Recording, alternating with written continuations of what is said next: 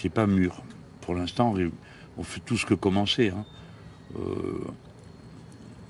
Pour se parler de cette campagne, nous, on commence pas sur la question de l'Europe, parce que c'est ça aussi qu'il faut voir, c'est qu'on a maintenant une profondeur de champ du travail, hein, dans deux directions. La direction, le réseau éco-socialiste, que le parti de gauche a impulsé à partir de Corinne Morel-Darleux, qui se réunit à intervalles réguliers, et puis le plan B, qui est devenu la grosse structure de regroupement.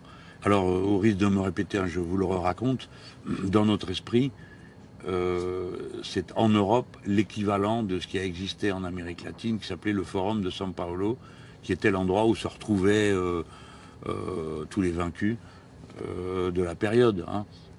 Bon, et dans ce forum, ensuite, qui a eu une vie très tumultueuse, et se sont retrouvés finalement les dirigeants de 9 gouvernements. Donc on est animé du même espoir, et tous, on apprend les uns auprès des autres. C'est le cas dans le forum du plan B, la réunion de Lisbonne à laquelle j'ai pas pu participer. Il y avait une délégation française forte, et là on a beaucoup avancé dans d'abord une meilleure coordination de ce qu'on appelle les plans B, parce que vous voyez bien que le plan B peut pas être le même pour un Français et pour un Slovène, parce que les économies sont pas du tout de même taille, donc vous parlez pas sur le même ton et vous faites pas les mêmes choses. Donc tout ça, normalement, a vocation à déboucher sur une construction politique européenne. Alors, il y a un mouvement, d'un parti, d'un label. Ouais, sans doute quelque chose comme ça. Et puis on aura, vous le savez bien, on aura aussi la question de qui on va, quelque chose qui sera unifiant, c'est qui on va proposer pour la Commission européenne. En fait, vous annoncez votre retrait du PGE, là.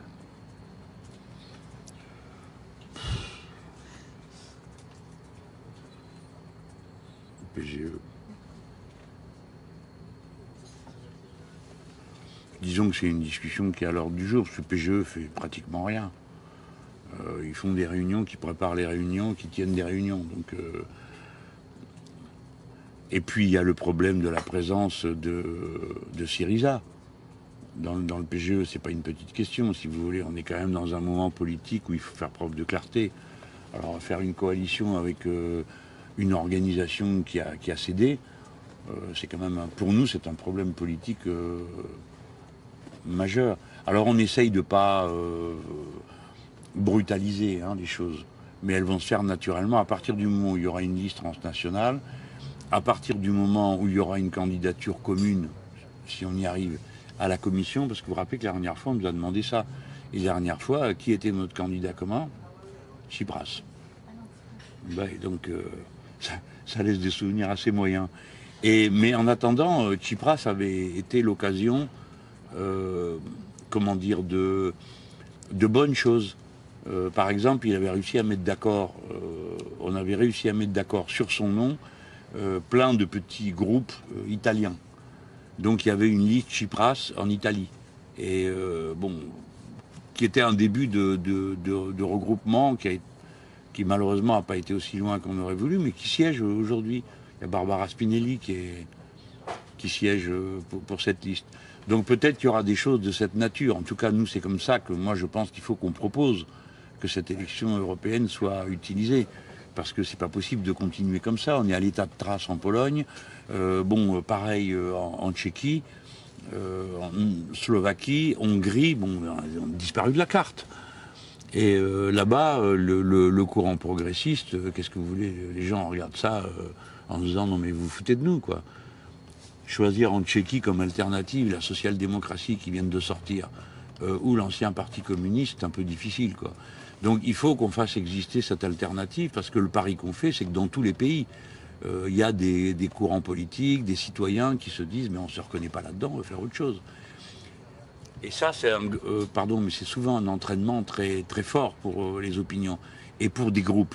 Par exemple, ça a joué, je parle pour moi, là, pas pour tous mes camarades, mais pour ceux qui, comme moi, ont été membres du Parti Socialiste dans le passé.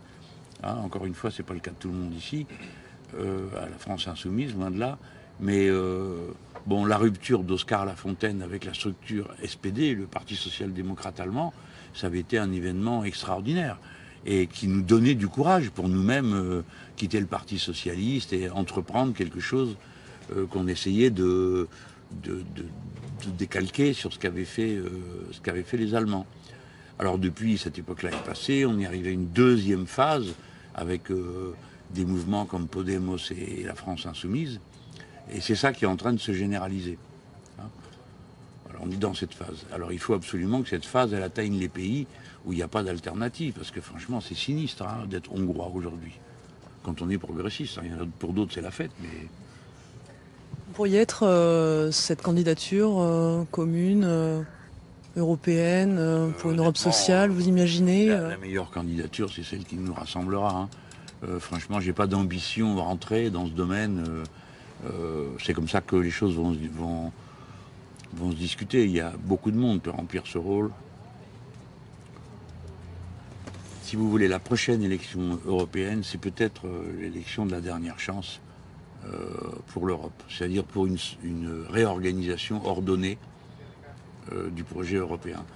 Juncker l'avait dit quand il a été élu. Il avait dit, il était lucide. Il avait dit, c'est peut-être le mandat de la dernière chance pour l'Europe. Vous vous rendez compte, nous finissons par être mitridatisés, puisqu'on est en Grèce. Mais c'est quand même terrible, quoi. Le Brexit, c'est un événement gigantesque.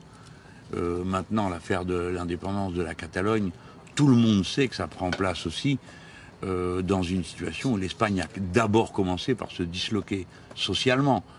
Et c'est cette dislocation qu'on est en train de payer à travers cette situation folle de tension, l'indépendance de la Catalogne, etc. Donc l'élection européenne peut être l'occasion. Alors on saute sur l'occasion, bien sûr, mais que faire d'autre? Nous sommes des démocrates, nous croyons aux élections. Bon, il y a des élections sur le sujet qui nous intéresse, on y participe de toutes nos forces. Et puis peut-être qu'on aura la complicité, si j'ose dire, d'Emmanuel Macron lui-même, parce que lui aussi veut en faire un événement, il n'a pas le choix. Donc on sait très bien qu'en France, on votera sur les questions européennes et on votera aussi comme une sorte de référendum stop ou encore avec Macron. Et clairement, cet homme n'a pas d'autre choix que de se jeter à corps perdu dans l'élection. Donc là, vous préparez ce rendez-vous-là, 2019, dès aujourd'hui? On ne fait pas que ça, mais on fait ça aussi. On a la force de couvrir beaucoup de fronts très différents. Et les députés de la France Insoumise, ils savent qu'ils ont un rôle particulier, donc ils sont plus à la peine que d'autres, parce que tout le monde attend beaucoup d'eux, de leur présence, de ce qu'ils symbolisent. Donc le groupe joue un rôle pratiquement sur la quasi-totalité des fronts qui sont ouverts aujourd'hui dans notre mouvance.